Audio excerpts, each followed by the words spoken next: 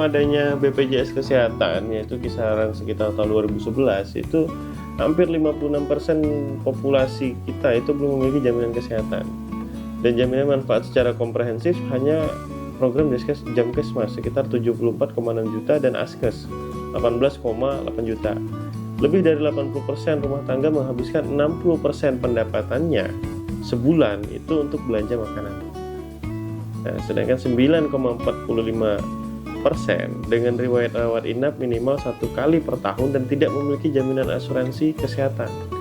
Maka belanja kesehatan pada kategori biaya katastrofik ini lebih dari 20%.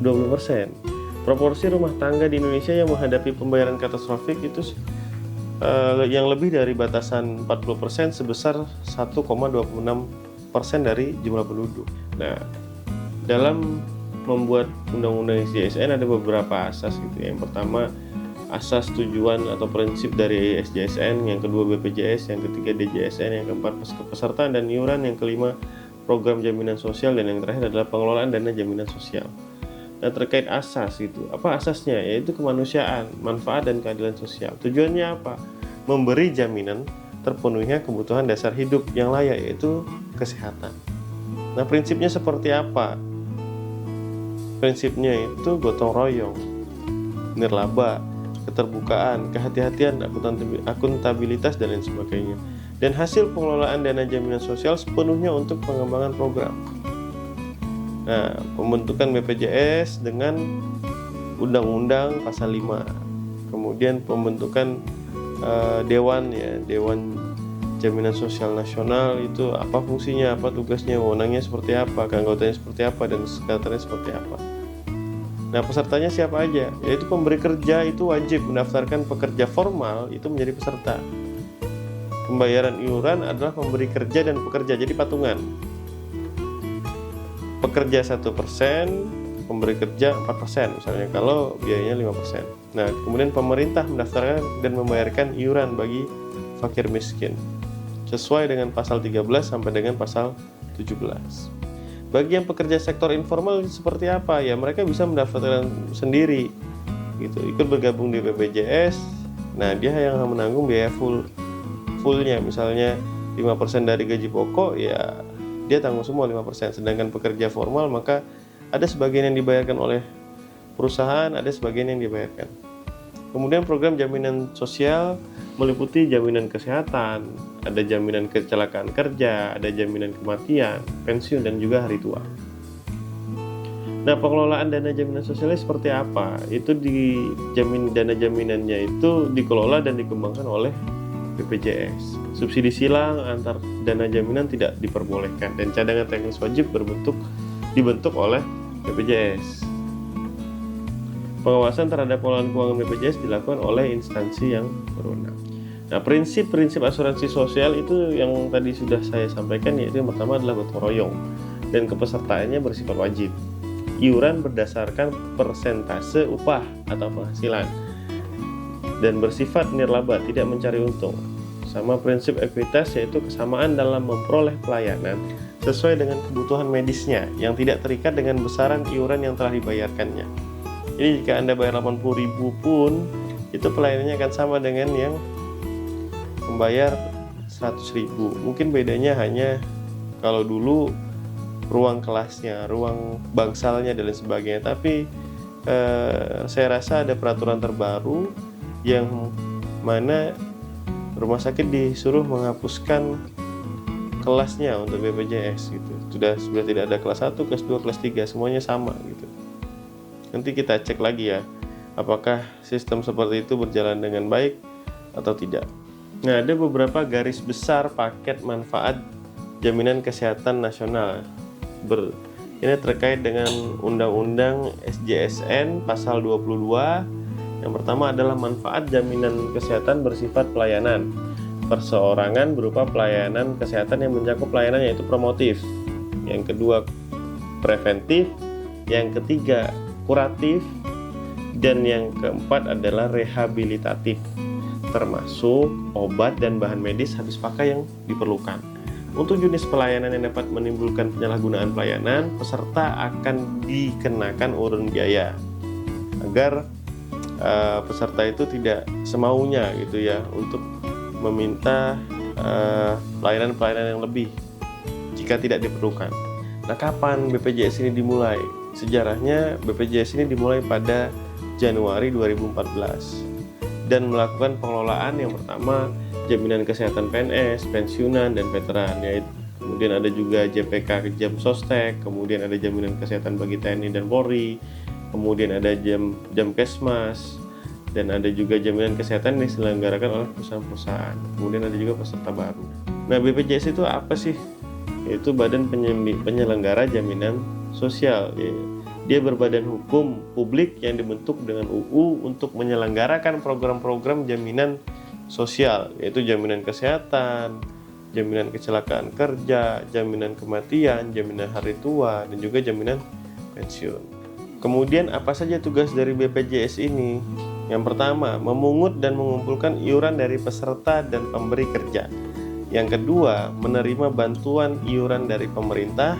Yang ketiga, mengelola dana jaminan sosial yang berasal dari iuran untuk kepentingan peserta. Yang keempat, mengumpulkan dan mengelola data peserta program jaminan sosial. Kemudian yang kelima, membayarkan manfaat atau membiayai pelayanan kesehatan. Keenam, memberikan laporan mengenai penyelenggaraan program jaminan sosial kepada Presiden. Dan yang terakhir adalah memberikan informasi mengenai penyelenggaraan program jaminan sosial. Kemudian pelayanan kesehatannya terstruktur dan berjenjang dengan sistem rujukan. Jadi yang harus pertama dilakukan adalah self care. Jadi kita harus periksa diri kita sendiri. Kemudian jika memang sudah merasa tidak bisa disembuhkan sendiri di rumah dengan obat-obatan yang ada di rumah, maka kita harus pergi ke primary care yang isinya adalah dokter keluarga atau klinik tingkat 1 yang ada di klinik tingkat 1 atau vaskes tingkat 1, yaitu puskesmas dan sebagainya. Kemudian jika tidak selesai penanganannya di primary care, maka akan naik dirujuk ke secondary care. Nah, setelah itu misalnya di secondary care memang juga tidak terselesaikan penyakitnya, maka akan dirujuk ke tertiary. Jadi dia berjenjang gitu ya strukturnya. Nah, tapi ada juga misalnya di tempat lain yang strukturnya tidak berjenjang. Nah, tapi ada yang dia bisa ke secondary care, dia bisa ke self care, dia bisa ke primary care, bisa ke tertiary care, terserah dia mau kemana pada awalnya. Tapi ada dampaknya jika tidak berjenjang itu. Yang pertama, penumpukan pasien di rumah sakit rujukan. Karena semua orang pengen merasakan kalau dia sakit ya udah ke rumah sakit gitu. Dia tidak mau ke puskesmas terlebih dahulu misalnya, atau ke klinik tingkat 1. Dia pengennya langsung ke dokter spesialis dan sebagainya. Nah, ini dampaknya apa? Yaitu penumpukan pasien di rumah sakit rujukan. Penambahan poli dan tempat tidur itu tidak akan pernah cukup. Nah, waktu tunggu pasien menjadi lebih lama kalau semuanya harus ditumpukkan di situ. Biaya transport dan opportunity cost jauh lebih tinggi. Karena orang dari desa dia harus ke kota mencari rumah sakit, yaitu biayanya tinggi. Mutu layanan di RS rujukan bisa jadi menurun karena adanya penumpukan tadi, pasien yang meningkat, sedangkan orang medisnya itu tidak bertambah. Nah, pasien yang membutuhkan pelayanan menjadi terhambat karena antrian rawat jalan yang lama, kemudian pasien ditolak di rumah sakit rujukan karena tempat tidur penuh, jadi dia harus cari tempat lain sebagainya.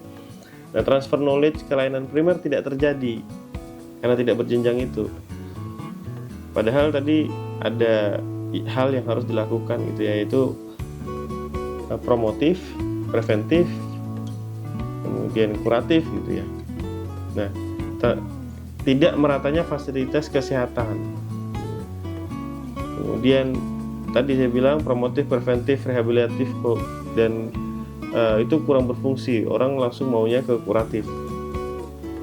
Nah, kesalahan poli tujuan karena pasien berkunjung ke rumah sakit tanpa dirujuk oleh dokter layanan primer. Jadi pasien itu datang ke dokter spesialis tapi salah gitu dokternya, karena dia tidak dirujuk oleh dokter di layanan primer. Dan biaya pelayanan menjadi tidak terkendali gitu. Biaya pelayanan meningkat dan biaya tidak dapat diprediksi. Nah, yang terakhir Bagaimana cara pembayaran fasilitas kesehatan? Menurut pasal 42, BPJS Kesehatan melakukan pembayaran kepada fasilitas kesehatan tingkat pertama secara praupaya berdasarkan kapitasi atas jumlah peserta yang terdaftar di pemberi pelayanan kesehatan tingkat pertama. Nah, yang kedua, dalam hal kesehatan tingkat pertama di suatu daerah tidak memungkinkan pembayaran berdasarkan kapitasi sebagaimana dimaksud ayat 1, BPJS Kesehatan itu diberikan kewenangan untuk melakukan pembayaran dengan mekanisme lain yang lebih berhasil guna. Yang ketiga, BPJS Kesehatan melakukan pembayaran kepada fasilitas kesehatan tingkat kedua dan pemberi pelayanan kesehatan tingkat ketiga berdasarkan cara Indonesian Care Based Group. Dan besaran kapitasi dan Indonesian Based Care Group ditinjau sekurang-kurangnya setiap 2 tahun sekali oleh Menteri. Nah, ini cara pembayaran fasilitas kesehatan BPJS menurut pasal 42. Oke, hari ini kita sampai di materi pembayaran fasilitas kesehatan terlebih dahulu. Nanti kita akan lanjutkan di materi-materi berikutnya. Terima kasih, sampai jumpa. Wassalamualaikum warahmatullahi wabarakatuh.